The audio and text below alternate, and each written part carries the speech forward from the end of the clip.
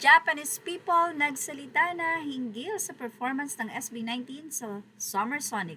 Pero bago yan, 18 Thailand may kwento. Story time, yung pagkatapos ng set ng SB19, bigla pang nagtanong yung Japanese host kung okay lang ba ang lahat. Kung may nahihilo ba at pinapaalalahanan kaming huwag magtulakan dahil sa sobrang dami ng tao. Na-translate ito ng isa sa mga cops na kasama ko sa likod. Dagdag mo pa yung bawat madaanan at makasalubong namin na Japanese, pumapalakpak sabay nagte-thank you. Sobrang saya ko ngayon.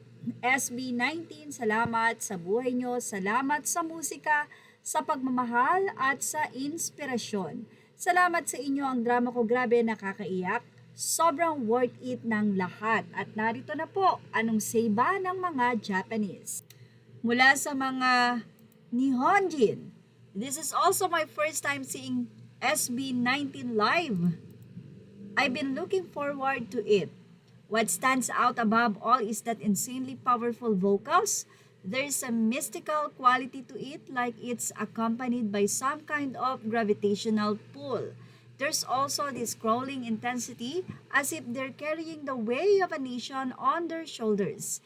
Their one-of-a-kind worldview, leveraging their unique quirks and wide vocal range, just sticks in your head and won't let go.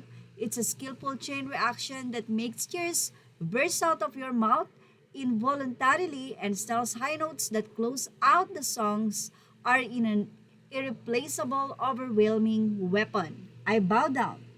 Narito pa po, SB19, the cheers and excitement were incredible. The singing, the dancing, rapping, everything was so cool, sexy, charming, and absolutely amazing. Unfortunately, Toy Friend will have to wait. I didn't hear any announcement about photography being allowed, so I didn't take any photos. But it was so much fun, exhausted, gave up on the maze, and taking a break now. I really like all SB19 songs. Say na isa pang Japanese, ito po ay translated na po sa English. They get me so hyped, total vertical bouncing vibes. You can totally feel the pride they bring to the stage. Maybe their fiery energy resonated with VFAS in a big way, huh? Connections like these are honestly the best. They really expand your world. What SB19 or wait SB19 was so much fun? Please tell me the set list.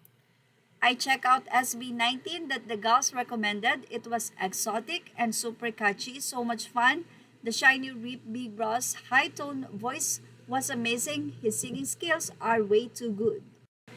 It's been dunk moment with SB19. It's truly thrilling and moving. It makes me realize that language doesn't matter when it comes to touching people's heart, and I hope Beefers is thought of the same way overseas.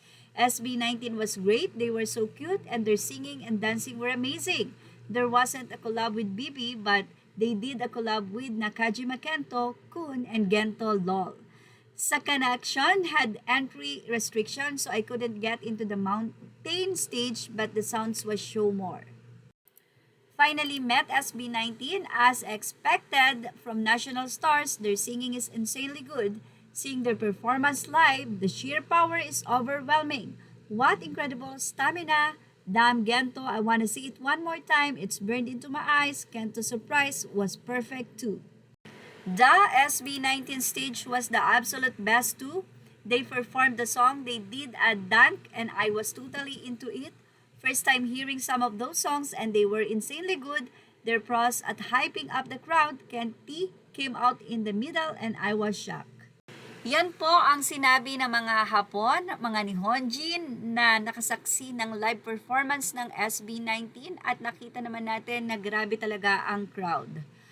Binati din ng Kapamilyan Universe ang naging success ng SB19 na to at sobrang kitang-kita naman at ito ay hindi maitatanggi.